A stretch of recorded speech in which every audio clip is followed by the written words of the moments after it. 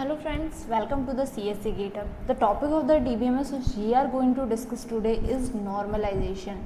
What is normalization and why we need normalization? Basically in the today's video we are going to discuss the basic introduction of normalization, why we need the normalization and the types of the normalization or we can say normal forms.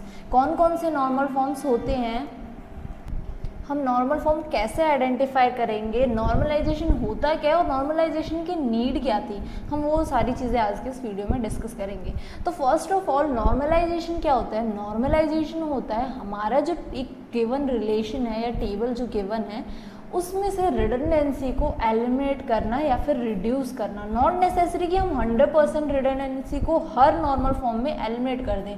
Her normal form में redundancy की percentage जो degree of redundancy है वो change होती जाती है। That's why हमने यहाँ दो टर्म्स यूज़ किए, एलिमिनेट और रिड्यूस। कुछ में हम रिड्यूस करेंगे और कुछ नॉर्मल फॉर्म में हम ऑलमोस्ट 0% रिडंडेंसी रखेंगे। इट मीन्स हमने वहाँ क्या कर दिया, एलिमिनेट कर दिया। तो नॉर्मलाइजेशन का बेसिक जो पर्पज़ है वो क्या है कि हम हमारे जो रिलेशन है उसमें से रिडंडेंसी को रिड्यूस या एलिमिनेट करें। अब रिडंडेंसी क्या होती है? बेसिकली रिडंडेंसी एक्सप्लेन करने के लिए मैंने ये रिलेशन आज लिया है जिससे हम रिडंडेंसी डिस्कस करेंगे। हमने प्रीवियस पार्ट्स में भी मैक्सिमम जगह पे हमने redundancy number of times use किया है। अब जैसे डीकम्पोजिशन है, डीकम्पोजिशन का भी मेन पर्पस क्या होता है? रिडंडेंसी को रिड्यूस करना। तो हमने वहाँ भी रिडंडेंसी डिस्कस की थी थोड़ी सी। तो सेम वही रिडंडेंसी की वजह से ना कुछ प्रॉब्लम्स अगर होती हैं एक्चुअली, दैट्स वाई हमें रिडंडेंसी को क्या रिड्यूस या एलिमिनेट करने की कोशिश करनी पड़ती है। तो वो प्रॉब्लम्स क्या होती हैं वो भी हम डिस्कस करेंगे, पर उससे पहले हम देख लेते हैं कि रिडंडेंसी क्या होती है। तो एक रिलेशन गिवन है, आर नेम का रिलेशन है या आप स्टूडेंट रिलेशन बोलना चाहो तो एक स्टूडेंट का वो है रिकॉर्ड हमने स्टोर किया हुआ है। इसमें मल्टीपल मतलब स्टूडेंट्स का रिकॉर्ड है जिसमें मल्टीपल स्टूडेंट्स, उनके नेम, एज, उनके कोर्स की आईडी, कोर्स का नेम, इंस्ट्रक्टर नेम और कुछ फ़ी होंगी। फ़ी हमने मेंशन नहीं की क्योंकि फ़ी की कोई नॉट नेसेसरी नीड नहीं है। तो यहाँ हम क्या कर रहे हैं, हमें रिडंडेंसी देखनी। अब रिडंडेंसी क्या होता है? जब हम सेम एंट्री मल्टीपल टाइम करते हैं ना तो वो चीज़ क्या होती है? रिडंडेंसी आती है। उस चीज़ को हम क्या बोलते हैं? रिडंडेंसी बोलते हैं। अब हम अगर यहाँ पे बात करें तो यहाँ देखो S1 स्टूडेंट की एक एंट्री कहाँ है? ये S1 स्टूडेंट की एक एंट्री है। Same as it is entry हमने यहाँ भी कर रखी है। और वो एज इट इज़ एंट्री क्यों करनी पड़ी? क्योंकि उसने डिफरेंट कोर्स लिया था। अब यहाँ कोर्स भी हमारा कॉमन पड़ रहा है, हमने एक ही कोर्स के लिए उसकी दो एंट्रीज की हुई हैं सेम स्टूडेंट की। अब ये चीज़ क्या है? रिडंडेंसी। सिमिलरली अगर मैं बात करूँ कोर्स की तो देखो सिर्फ एक कोर्स है लेकिन दो बच्चों ने एनरोल किया तो मुझे इस एक कोर्स को दो बार यहाँ पे मेंशन करना पड़ा। सिमिलरली ये हमारा 3 बार है, C1 कम्प्लीटली 3 टाइम्स आया है। सिमिलरली C2 की 2 एंट्रीज हो रखी हैं यहाँ पे, C3 की 2 एंट्रीज हैं। तो ये चीज़ क्या है? रिडंडेंसी है कि हमने सेम एंट्री मल्टीपल टाइम की है। तो बेसिकली क्या है? वेस्टेज ऑफ मेमोरी है। हमने स्पेस वेस्ट किया है हमारी मेमोरी का, हमने एक ही चीज़ को मल्टीपल टाइम्स स्टोर किया है। तो इस चीज़ को रिड्यूस करने के लिए हम क्या करते हैं? डीकम्पोजिशन करते हैं। सिमिलरली हम क्या परफॉर्म करते हैं? नॉर्मलाइजेशन परफॉर्म करते हैं। डीकम्पोजिशन क्या होता है वो हमने देखा था प्रीवियस वीडियो में। Decomposition means what? हम रिलेशन को डिवाइड कर देते हैं इस तरह से कि वो क्या बोलते हैं उसमें क्या हो, ये एंट्री सेपरेट हो जाए, कोर्स की स्टूडेंट की एंट्रीज अलग हो जाए। तो उसमें क्या होगा? S1 की एंट्री सिर्फ एक बार होगी, C1 C2 C3 की एक बार एंट्री होगी। लेकिन जब हम कंप्लीट रिलेशन की बात करते हैं तो उस केस में क्या कुछ रिडंडेंसीज होती हैं, same entry again and again हमारे पास स्टोर होती हैं। जस्ट बिकॉज ऑफ क्योंकि S1 ने क्या किया, S1 की एंट्री हमें क्यों लिखनी पड़ी बार बार? क्योंकि S1 ने C1 के लिए एनरोल किया और यहाँ C3 के लिए, और एक बाय मिस्टेकली आपने अगेन एंट्री कर दी। अब ऑब्वियसली आपने अगर उसमें कीज एंड वो जनरेट नहीं की हुई हैं तो उसमें वो रिडंडेंट वैल्यूज भी इंसर्ट हो जाएंगी अगर आप नॉर्मली सिर्फ टेबल एक क्रिएट कर लो तो। सिमिलरली अगर हम बात करें तो मुझे यहाँ C1 की 3 टाइम्स एंट्री क्यों करनी पड़ी? क्योंकि 3 students S1 S2 and S3 ने C1 कोर्स को एनरोल कर रखा था तो मुझे इसकी 3 बार एंट्री करनी पड़ी। जबकि मैं यहाँ पे कुछ इस तरह से भी तो लिख सकती है C1 ने क्या कोर्स, S1 ने क्या कोर्स एनरोल किया, कोर्स की टेबल में अलग बना लूँ तो वो डीकम्पोजिशन में आ जाता। लेकिन जब हम कंप्लीट टेबल की बात करें तो ये चीज़ क्या है? जो एंट्रीज मल्टीपल टाइम्स आ रही है ना उन्हें क्या बोलते हैं? रिडंडेंसी बोलते हैं। तो ये चीज़ क्या है? रिडंडेंसी है। कोई चीज़ रिपीट हो रही है बार बार तो वो क्या है? रिडंडेंसी है। अब उस रिडंडेंसी, चलो ठीक है रिडंडेंसी है, नो प्रॉब्लम। एक बार को हम बोल देंगे कि हमने हमारे लैपटॉप का या जो हमारी मेमोरी है हमने मेमोरी स्पेस बहुत बढ़ा लिया, नो प्रॉब्लम। बट उस केस में आपके पास स्पेस बहुत है, आपने डेटा स्टोर कर लिया, सब ठीक है, लेकिन इन रिडंडेंसीज का मेजर इशू सिर्फ स्पेस नहीं होता है, इनकी वजह से कुछ प्रॉब्लम्स भी अकर होती हैं, जिस वजह से इनको रिड्यूस करना कंपलसरी हो जाता है, इन्हें एलिमिनेट करना नेसेसरी हो जाता है। अब वो प्रॉब्लम्स क्या आती है, हम पहले वो प्रॉब्लम्स देखेंगे, after that we will go to the normal forms, how many types of normal forms exist and which kind of normal forms important for the GATE preparation. Okay, so सबसे पहले हम देखते हैं रिडंडेंसी की problems क्या क्या आती हैं। प्रॉब्लम्स क्या आती हैं, जब आपके पास एक redundant relation, redundant data store है, तो उस रिडंडेंट डेटा में जब आप कुछ इंसर्ट करोगे, कुछ डिलीट करोगे या कुछ अपडेट, हम एक रिलेशन में देखो क्या क्या चीज़ें परफॉर्म करते हैं, सिर्फ आपको फैच करना हो, सेलेक्ट करना हो, देन नो प्रॉब्लम। लेकिन ऑब्वियसली आज हमारे पास 20 स्टूडेंट्स एनरोल कर चुके हैं, हो सकता है कल को 21 स्टूडेंट, 22 स्टूडेंट, ऐसे करके 10 और स्टूडेंट्स आए, तो आपको क्या करना पड़ेगा, इंसर्ट करना पड़ेगा। इन केस कोई स्टूडेंट इन बिटवीन आपके कॉलेज को या ऑर्गेनाइजेशन को छोड़ के जा रहा है, तो उस केस में आपको क्या उसकी एंट्री डिलीट करनी पड़ेगी। सिमिलरली अगर किसी स्टूडेंट ने पहले कोर्स C1 एनरोल किया, बाद में उसने कोर्स C2 एनरोल किया, तो आपको क्या अपडेट करना पड़ेगा।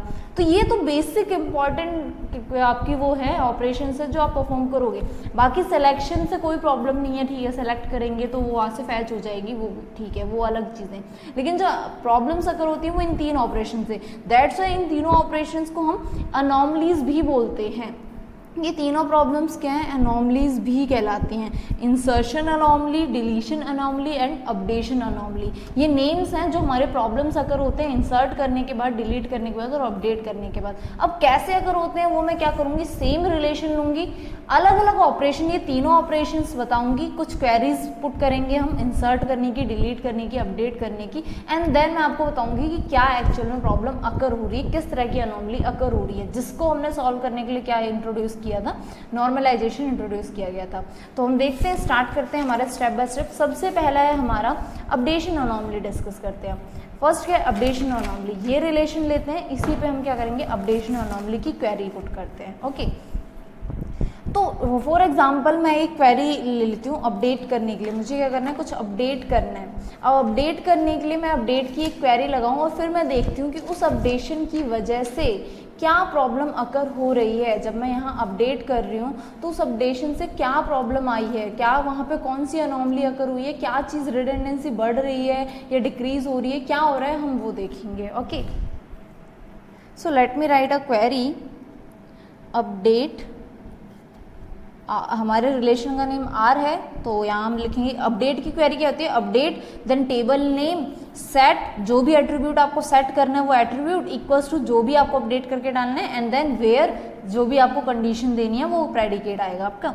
ओके, तो update table name is what, R set. मुझे क्या करना है, मेरे जो मैं क्वेरी लिख रही हूँ एक्चुअली वो क्या लिख रही हूँ, एज मुझे 21 सेट करनी है, किसकी, उन स्टूडेंट्स की जिन्होंने कोर्स C1 एनरोल्ड कर रखा है, मतलब जिन जिनका कोर्स C1 है उनकी एज को मैं क्या कर रही हूँ, 21 सेट कर रही हूँ। ओके, कुछ इस तरह की मैंने क्वेरी लगाया, नॉट नेसेसरी, हम ऑब्वियसली कोई भी यूजर किसी भी तरह की क्वेरी पुट कर सकता है, तो हमने एक ही क्वेरी ली, हमारे भले वो कोई रोल परफॉर्म करने, हम कोर्स के बेसिस पे किसी की एज सेट नहीं कर सकते, बट ठीक है क्वेरी है, हम एग्जीक्यूट कर सकते हैं, कुछ भी कर सकते हैं, तो हम करके देखते हैं क्या होता है। Update set age equals to 21 where CID equals to C1।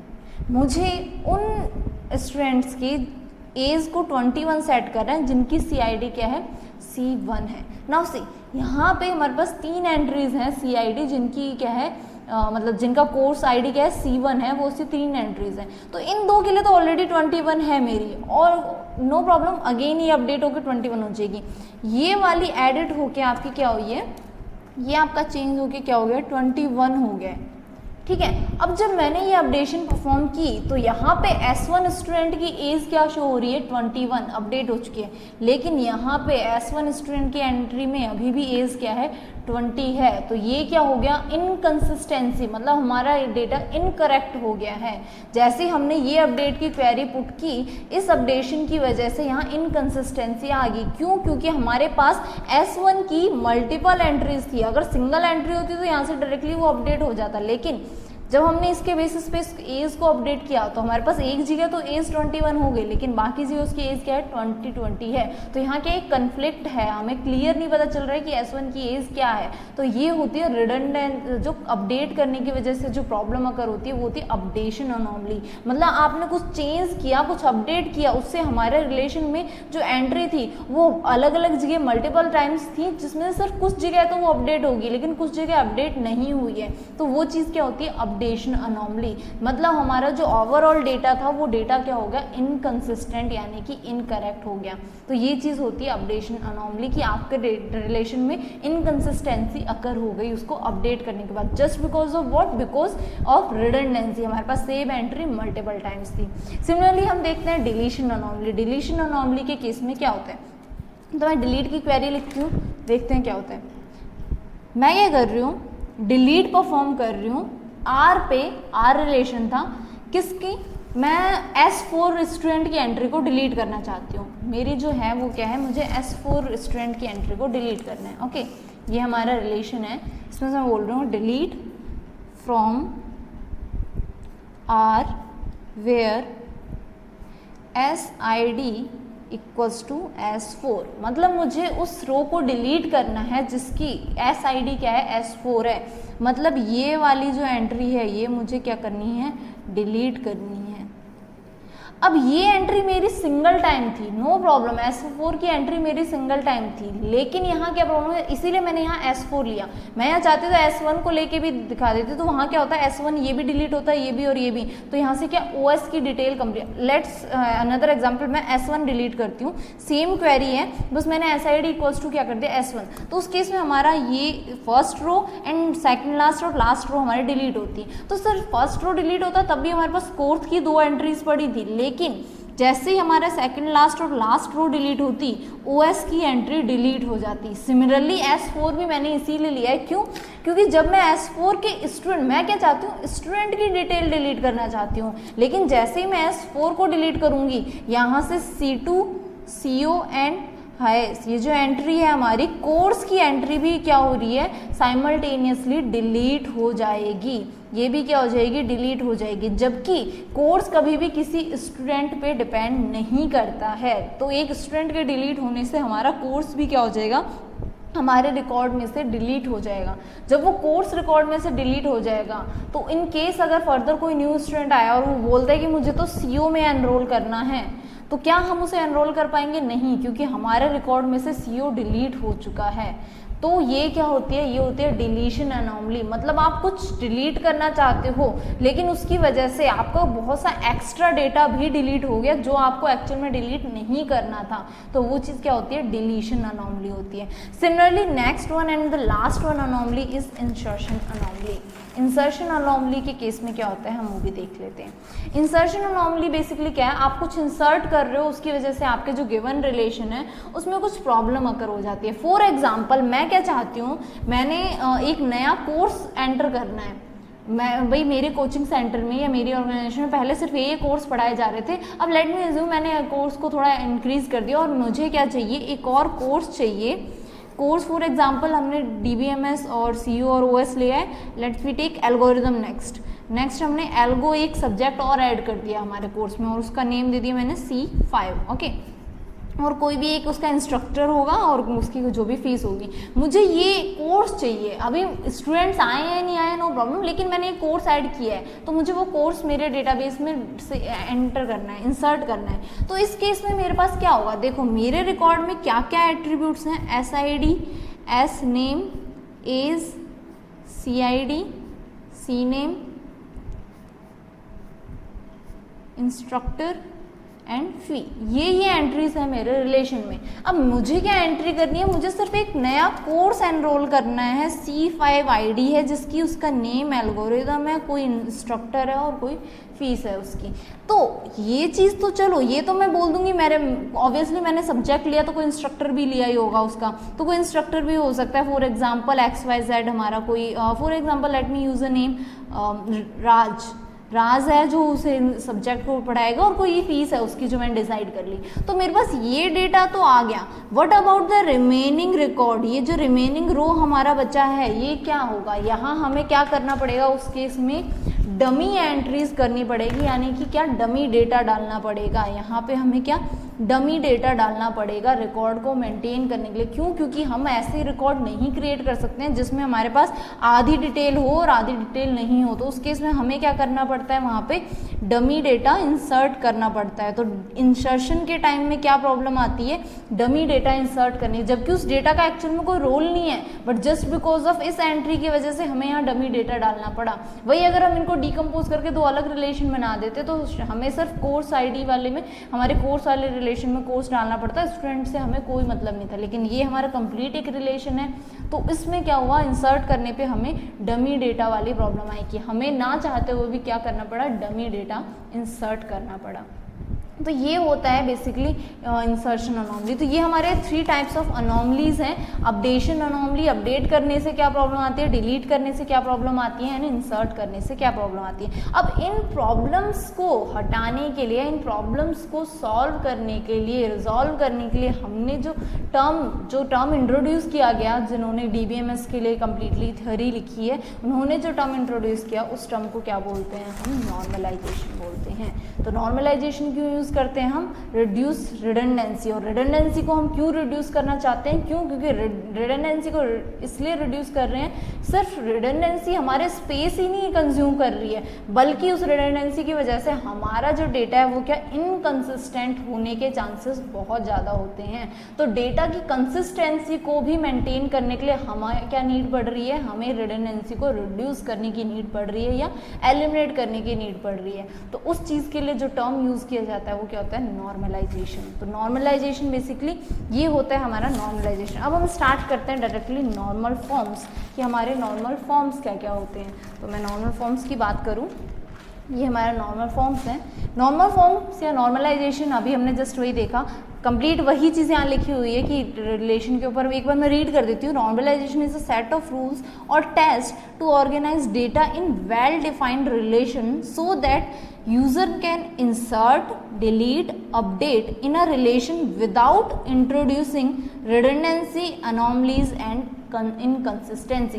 मतलब नॉर्मलाइजेशन एक ऐसी प्रोसेस है जिसमें हम कुछ रूल्स या कुछ टेस्ट अप्लाई कर देते हैं रिलेशन पे, ताकि उसके बाद अगर कोई यूज़र उस रिलेशन में कुछ अपडेट, डिलीट या इंसर्ट करना चाहे तो वो जो इंसर्शन, अपडेशन और डिलीशन है वो किसी भी तरह की अनॉमली ना जनरेट करे, कोई रिडंडेंसी ना क्रिएट करे और उसकी वजह से हमारा जो डेटा है वो इनकंसिस्टेंट ना हो। ये चीज़ बेसिकली इंश्योर करना क्या होता है, नॉर्मलाइजेशन होता है।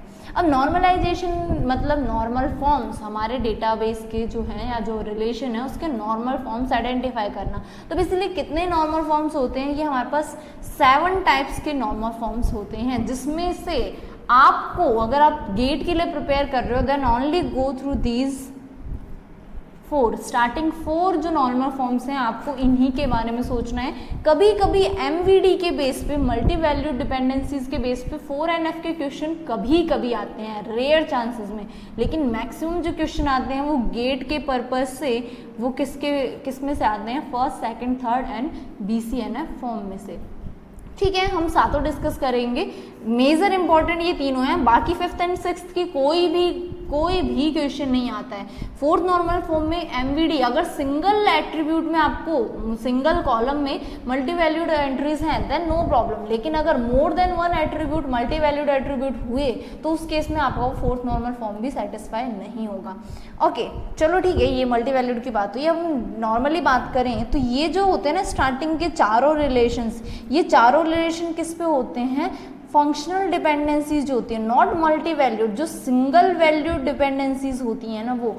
4th NF किस पे आता है, MVD, मल्टी वैल्यूड डिपेंडेंसीज, जिसमें मल्टीपल एक चीज़ के लिए, फॉर एग्जांपल अगर मैं वही रिलेशन बोलूँ जिसमें मैंने SID लिखा था, then S name and then यहाँ पे CID, ये कर लेते हैं। अब S1 ने मैं अगर बोलना चाहूँ, मैं इसे क्या कर रही हूँ, एक मर्ज करके S1 की वहाँ पे 3 एंट्रीज थी।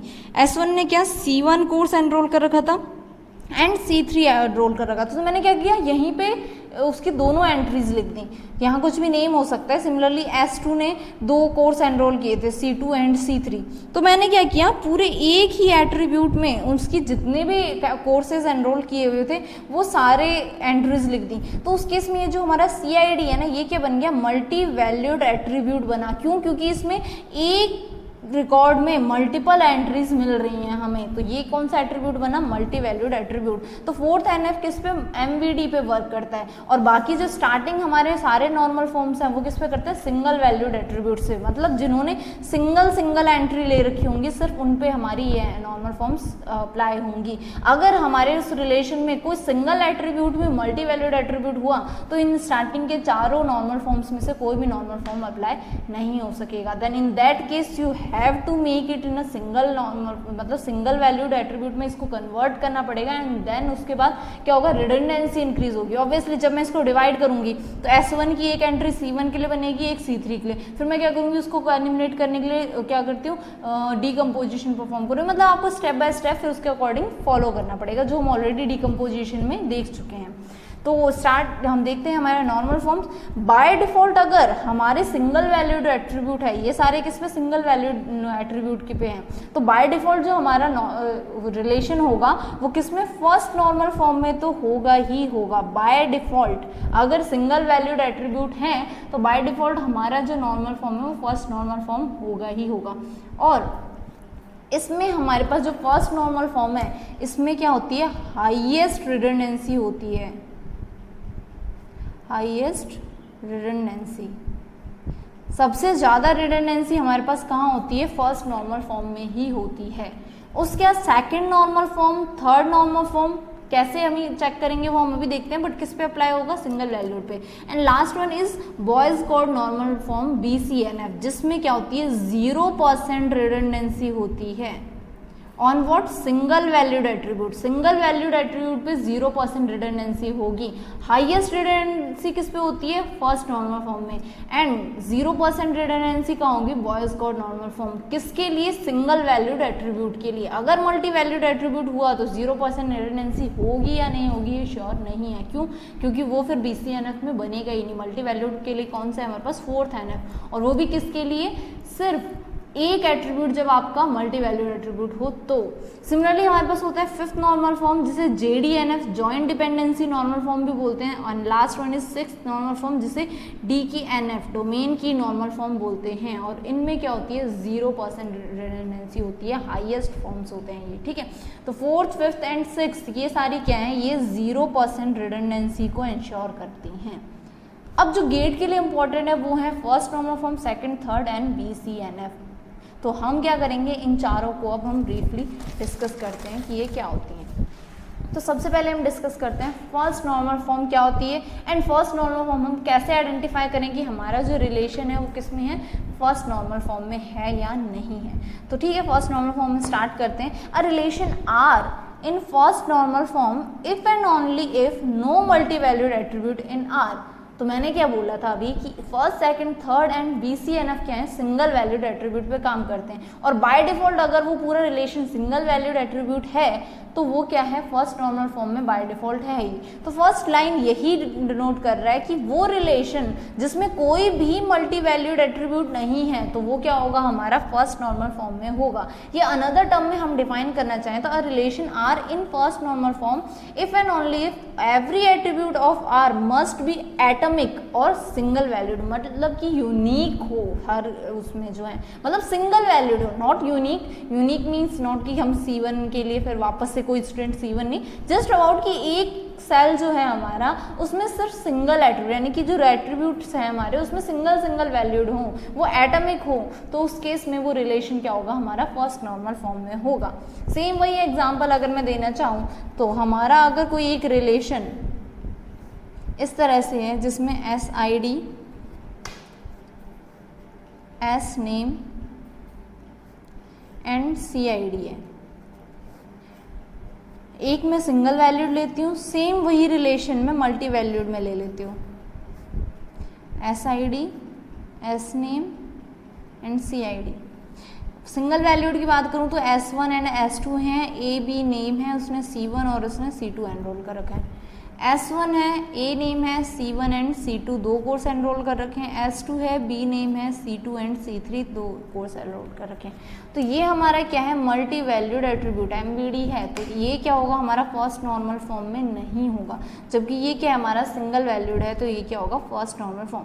फर्स्ट नॉर्मल फॉर्म में बाय डिफॉल्ट आपका जो रिलेशन है ना, वो फर्स्ट नॉर्मल फॉर्म में होगा ही होगा। उसमें आपको ज़्यादा कुछ सोचने की नीड नहीं है कि हमारा नॉर्मल फॉर्म, अगर आपको उसमें क्वेश्चन गिवन है, क्वेश्चन के अकॉर्डिंग मैक्सिमम, मैंने क्या बोला, गेट में क्वेश्चन आते हैं वो किस पे आते हैं, first second third and BCNF पे आते हैं। तो जो आपसे वो क्वेश्चन पूछेंगे ना, उसमें आपको सबसे मिनिमम ऑप्शन में फर्स्ट NF ही मिलेगा। आपको सारे ऑप्शन मिलेंगे, relation is in BCNF, second मिलेगा relation is third NF not in BCNF, और relation is in second NF not in third NF, और relation is in 1 NF not in second NF। इस तरह के आपको 4 ऑप्शन मिलेंगे। तो लोएस्ट आपको क्या नॉर्मल फॉर्म मिली, 1 NF मिलेगी। अगर हम बात कर रहे हैं सिंगल वैल्यूड एट्रीब्यूट की, अगर क्वेश्चन में मेंशन है कि मल्टी वैल्यूड एट्रीब्यूट, आपको रिलेशन एक ऐसा दिया जिसमें मल्टी वैल्यूड एट्रीब्यूट है, तो उसमें आपका फर्स्ट नॉर्मल फॉर्म भी नहीं होगा। उस केस में आपको चेक करना पड़ेगा कि क्या सिंगल एट्रीब्यूट है जो मल्टी वैल्यूड है।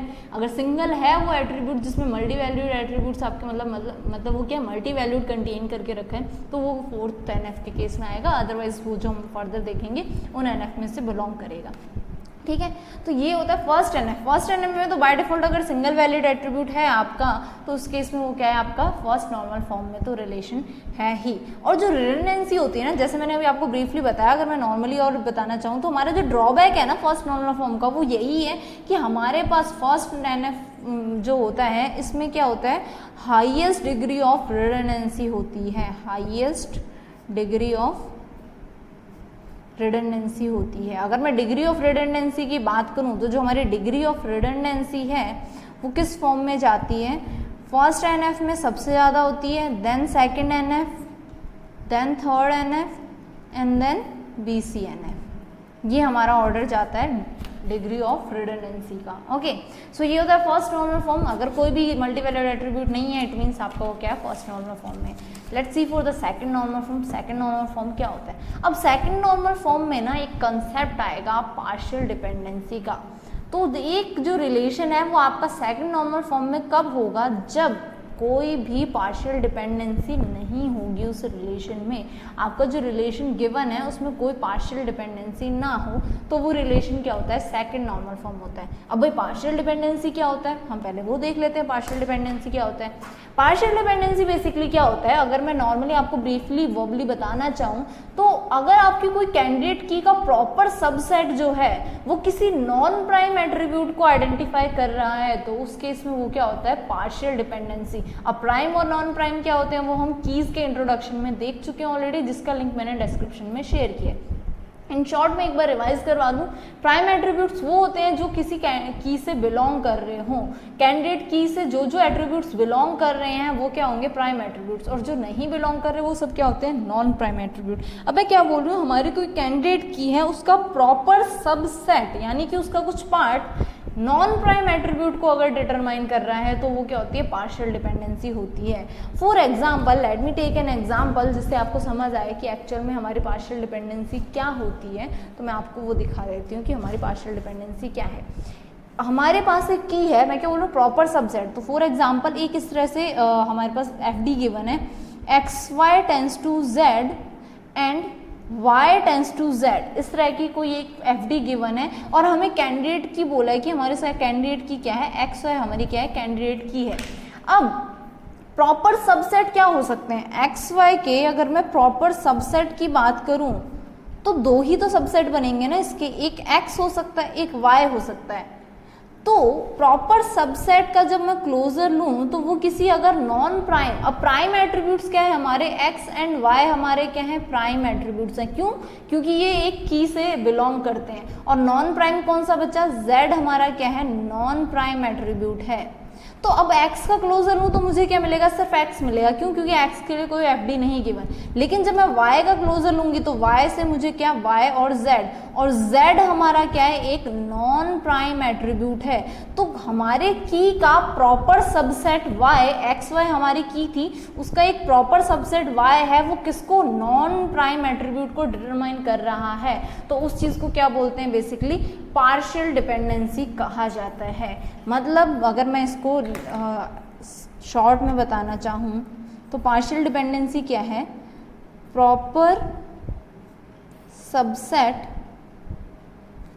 Of a key determines what, non prime attribute. अगर नॉन प्राइम एट्रीब्यूट को डिटरमाइन कर रहा है, ये बेसिकली क्या है, x tends to y, y tends to z है, ये हमारा क्या बना था, प्रॉपर y क्या है, हमारा प्रॉपर सबसेट है हमारे कैंडिडेट की का, और वो किसको, नॉन प्राइम को डिटरमाइन कर रहा है। तो शॉर्ट में बेसिकली क्या है, proper subset of a key determines non prime attribute, then there exist a partial dependency. उस केस में क्या है, वहाँ पर एक पार्शियल डिपेंडेंसी एग्जिस्ट करती है, और जब पार्शियल डिपेंडेंसी एग्जिस्ट करेगी उस केस में हमारा रिलेशन सेकंड नॉर्मल फॉर्म में नहीं होगा। अगर पार्शियल डिपेंडेंसी एग्जिस्ट नहीं कर रही है, सिर्फ उसी केस में हमारा जो नॉर्मल फॉर्म है वो किस में होगा, सेकंड नॉर्मल फॉर्म में होगा। अगर मैं इसको डायग्राम के थ्रू भी अगर एक्सप्लेन करना चाहूँ तो it's something like that, x और वाई आपका क्या है,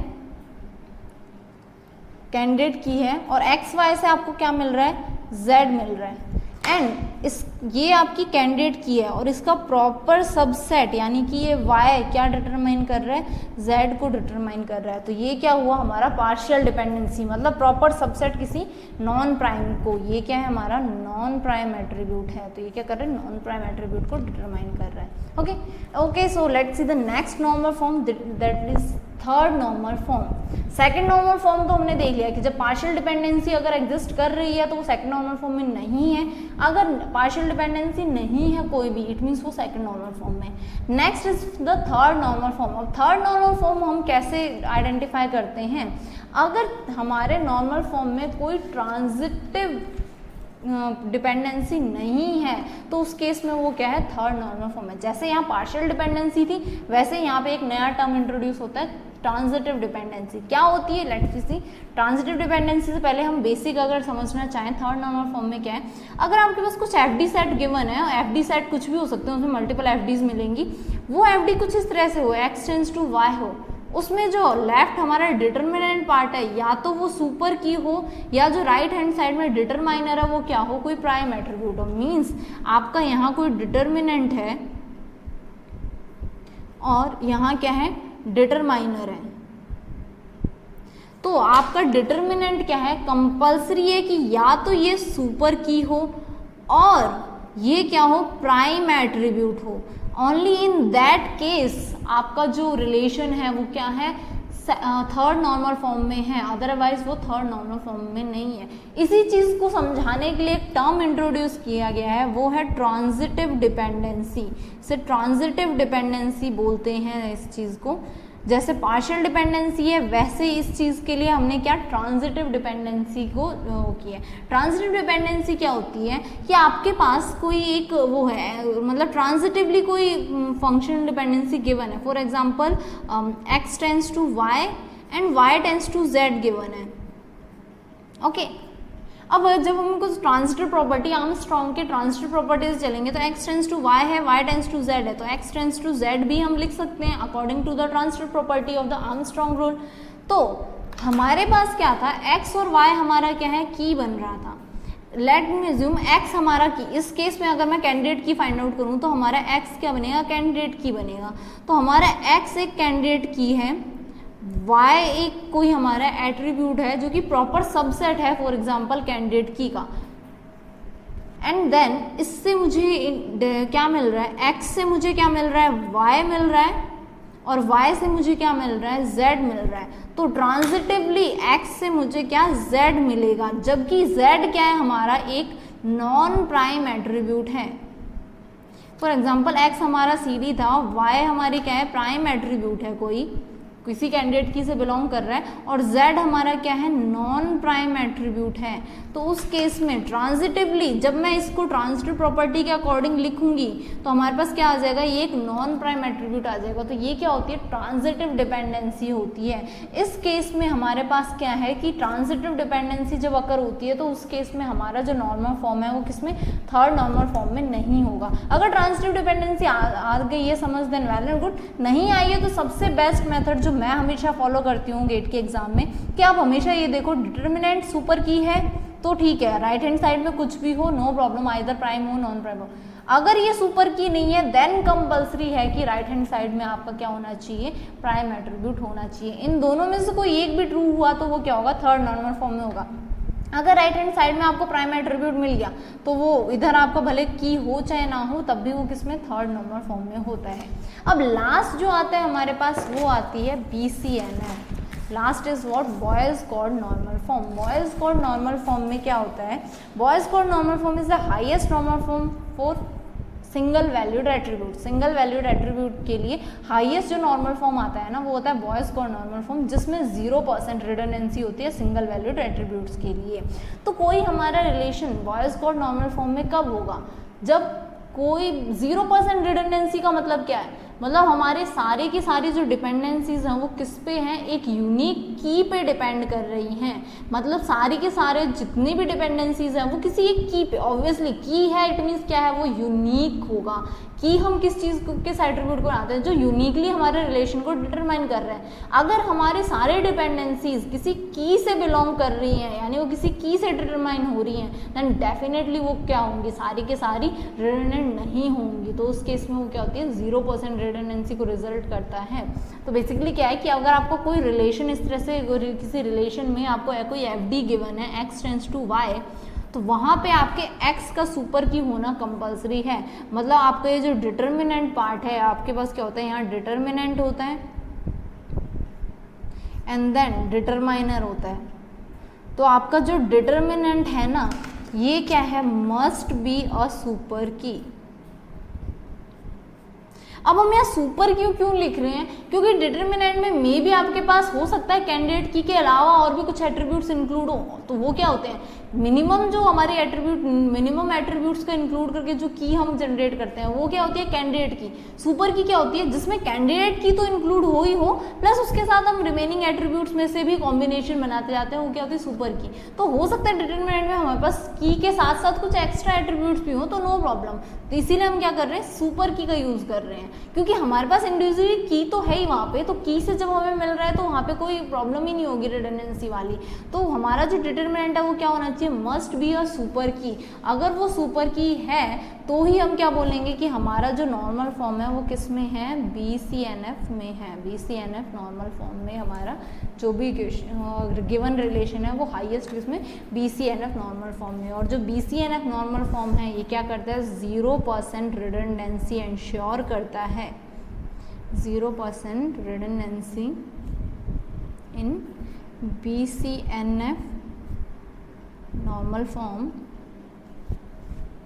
for the relation over FDs। कौन सी FDs, सिंगल वैल्यूड FDs जो हैं आपके सिंगल वैल्यूड एट्रीब्यूट्स, उनके लिए। तो यहाँ पे किसी भी तरह की आपकी रिडंडेंसी नहीं बचती है सिंगल वैल्यूड एट्रीब्यूट के केस में। तो ये होता है ब्रीफ इंट्रोडक्शन कि हमारे नॉर्मल फॉर्म्स क्या होते हैं, नॉर्मल फॉर्म्स में फिर कितने टाइप्स होते हैं, देन उसके बाद हम हर नॉर्मल फॉर्म को किस तरह से आइडेंटिफाई करेंगे। This one is a brief introduction. इसी का हम नेक्स्ट पार्ट जो करेंगे उसमें हम क्या करेंगे, न्यूमेरिकल्स डिस्कस करेंगे। डायरेक्टली हम न्यूमेरिकल्स पे जाएंगे और गेट के कुछ इंपॉर्टेंट क्वेश्चंस भी देखेंगे, जिसमें आपको रिलेशन ना देके कुछ थियोरेटिकल वे में क्वेश्चन पूछा है और उसका आंसर आपको करना है। और वो थियोरेटिकल क्वेश्चंस आपके मैक्सिममली आते हैं, नो डाउट रिलेशन वाले क्वेश्चन भी आएंगे, पर थ्योरी वाले क्वेश्चन में हमें थोड़ा सा एक्स्ट्रा लॉजिक लगा के फिर सोचना पड़ता है। तो हम वो इंपॉर्टेंट क्वेश्चंस भी डिस्कस करेंगे और कुछ न्यूमेरिकल्स भी देखेंगे इन सारे नॉर्मल फॉर्म्स के। अच्छा, जो ऑर्डर होता है ना आइडेंटिफाई करने का नॉर्मल फॉर्म को, वो कैसे होता है, सबसे पहले हम किसे चेक करते हैं, BCNF को। क्यों, क्योंकि अगर हमारा रिलेशन BCNF में हुआ तो बाय डिफॉल्ट वो किस में, 3NF, 2NF एंड 1NF में होगा ही होगा बाय डिफॉल्ट। अगर वो BCNF में नहीं है देन हम सेकंड किस में 3NF के लिए चेक करेंगे। अगर वो 3NF हुआ तो बाय डिफॉल्ट वो 2NF एंड 1NF में भी होगा ही होगा। अगर थर्ड NF में भी नहीं है तो फिर हम किसके लिए चेक करेंगे, सेकंड नॉर्मल फॉर्म। अगर वो सेकंड नॉर्मल फॉर्म में है then by default first normal form में होगा ही होगा। अगर वो सेकंड नॉर्मल फॉर्म भी नहीं है तो हम डायरेक्टली क्या कंक्लूड कर देंगे कि हमारा वो फर्स्ट नॉर्मल फॉर्म में है। ठीक है, तो ये ऑर्डर होता है जब हम चेक करेंगे। हमने समझा तो था first second third and BCNF के ऑर्डर में, लेकिन जब हम चेक करेंगे तो सबसे पहले हम रिवर्स में चलते हैं, सबसे पहले BCNF। क्यों? क्योंकि हो सकता है आप यहाँ से स्टार्ट करो, ये भी ट्रू हुआ ये भी ट्रू हुआ, देन आप यहाँ पहुंचो तो वो क्या होगा, टाइम कंज्यूमिंग होगा। जबकि हमें पता है अगर हमने BCNF चेक कर लिया तो by default 3NF 2NF and 1NF में तो होगा ही होगा। तो जब हम चेक करते हैं ना किसी रिलेशन में तो किस ऑर्डर में करेंगे, पहले BCNF चेक करेंगे। अगर वो है देन डायरेक्टली कंक्लूड कर देंगे कि हमारा रिलेशन क्या है, BCNF। नहीं है तो हम चेक करेंगे किसको, 3NF को। अगर 3NF है then conclude that the given relation is in third normal form. नहीं है then go to the 2NF का चेक करो। अगर 2NF है then put the answer on as the relation is in 2NF। नहीं है then go for the 1NF। Okay, so हम next part में इसके न्यूमेरिकल्स देखेंगे। अगर आपको इसमें बेसिक थ्योरी और किस तरह से हम partial dependency, transitive dependency and BCNF के जो केस है, अगर इसमें से किसी में भी कोई भी डाउट हो आपको तो आप मुझसे कमेंट सेक्शन में पूछ सकते हैं। Thank you so much for watching this video.